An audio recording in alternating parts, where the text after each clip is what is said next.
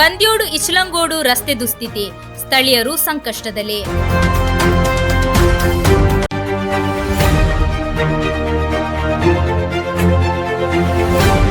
ಬಂದ್ಯೋಡು ಇಚಲಂಗೋಡು ಸಂಪರ್ಕ ರಸ್ತೆ ಕಳೆದ 3 ವರ್ಷಗಳಿಂದ ಸಂಪೂರ್ಣ ಹದಗೆಟ್ಟಿದ್ದು, ನಿವಾಸಿಗಳು ತೀವ್ರ ಸಂಕಷ್ಟ ಅನುಭವಿಸುತ್ತಿದ್ದಾರೆ ಎಂದು ಸ್ಥಳೀಯರು ದೂರಿದ್ದಾರೆ.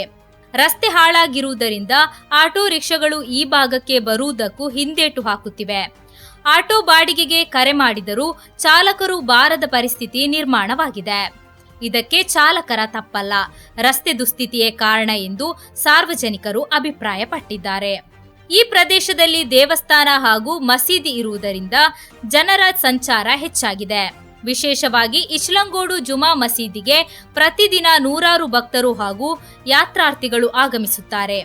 ಆದರೆ ಈ ರಸ್ತೆಯಲ್ಲಿ ಸಂಚರಿಸುವುದು ಜೀವವನ್ನು പണക്കിಟ್ಟು പ്രയാണിಸುವಂತಾಗಿದೆ ಎಂದು ಸ್ಥಳೀಯರು ಆತಂಕ വ്യക്തಪಡಿಸಿದ್ದಾರೆ.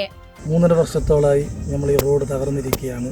ഒരു പരിഹാരവും ഇതുവരെ ഇവിടെ കണ്ടെത്താൻ MLAക്കോ MP ക്കോ ഇവിടുത്തെ ജനപ്രതിനിധികൾക്ക് ആർക്കും പറ്റിയിട്ടില്ല. ഇനി മഴക്കാലമാണ് വരാൻ പോകുന്നത്. ആ മഴയ്ക്ക് മുമ്പ് ഇതിനെ പരിഹരിച്ചില്ലെങ്കിൽ ഈ റോഡ് മൊത്തത്തിലായി ഇവിടെ നിന്ന് കളഞ്ഞു പോകും. ഇത് ബന്ദിയോടുന്ന് വരുന്ന ഒരു ഷോർട്ട് വേ ആണ്, 3 കിലോമീറ്ററാണ്.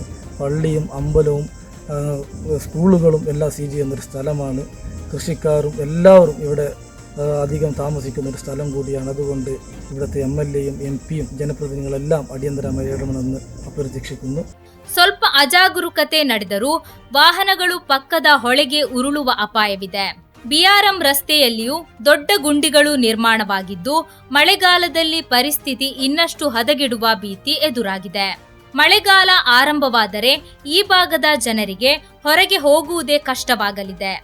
ರಸ್ತೆ ಸಂಪೂರ್ಣ ಹಾಳಾಗುವ ಸಾಧ್ಯತೆ ಇದ್ದು, ತಕ್ಷಣ ಕಾಮಗಾರಿ ಕೈಗೊಳ್ಳಬೇಕು ಎಂದು ಸಾರ್ವಜನಿಕರು ಒತ್ತಾಯಿಸಿದ್ದಾರೆ.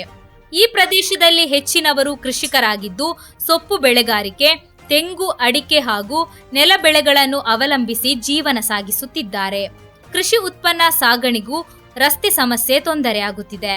ಸ್ಥಳೀಯ ಸಂಸದರು ಹಾಗೂ ಶಾಸಕರು ತಕ್ಷಣ ಗಮನ ಹರಿಸಿ ಸಮರ್ಪಕ ಅನುದಾನ ಬಿಡುಗಡೆ ಮಾಡಿ ರಸ್ತೆ ಕಾಮಗಾರಿ ಹಾಗೂ ಟೈರಿಂಗ್ ಕಾಮಗಾರಿ ಕೈಗೊಳ್ಳಬೇಕು. ಜೊತೆಗೆ ಬೀದಿ ದೀಪಗಳ ವ್ಯವಸ್ಥೆಯೂ ಮಾಡಿಕೊಡಬೇಕು ಎಂದು ನಿವಾಸಿಗಳು ಆಗ್ರಹಿಸಿದ್ದಾರೆ.